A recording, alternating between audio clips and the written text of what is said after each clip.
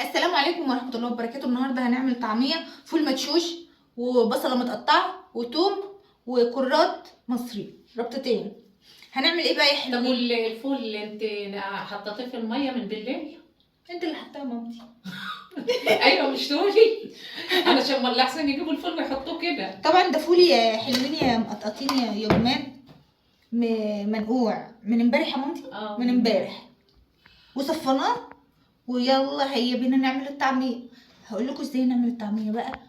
هقطع الكرات ده وارجع لكم تاني. دلوقتي بعد ما حطينا الكرات وقلبناه هنحط بقى البصل والثوم،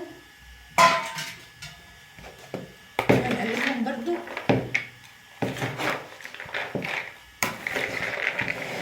كده.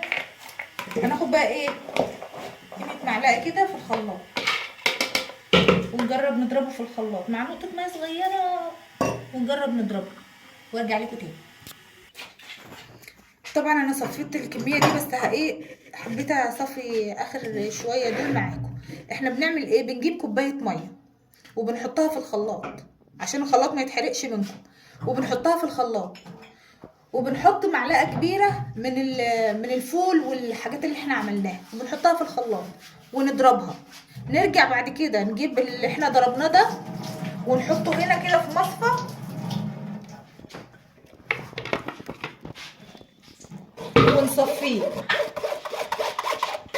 والميه اللي هتطلع منه هنرجع تاني نكرر نفس الحكايه، نحطها في الخلاط ونحط عليها معلقه فول كبيره ونضربها. اللهم بلغت اللهم فاشهد، عشان لو الخلاط اتحرق انا مش مسؤول. واحنا بنعمل كده ليه؟ علشان اللي ما عندوش مفرمه او كسلان يشغل المفرمه لانها بتحتاج عضلات شويه، يعمل في الخلاط حاجه سهله وبسيطه.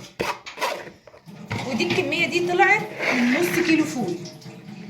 دلوقتي الطعميايه بجنيه ومش ضامنين نضافتها، فليه لما احنا نقدر نعمل حاجه نظيفه في بيتنا ما نعملهاش؟ دلوقتي طبعا الكميه دي كلها هنعبيها في اكياس ونحطها في الفريزر على قد ما كل مره احنا محتاجينها هتحطي في الكيس وهتطلعي وتحمري عادي. فاحنا دلوقتي هنعبيها في اكياس ونحطها في الفريزر.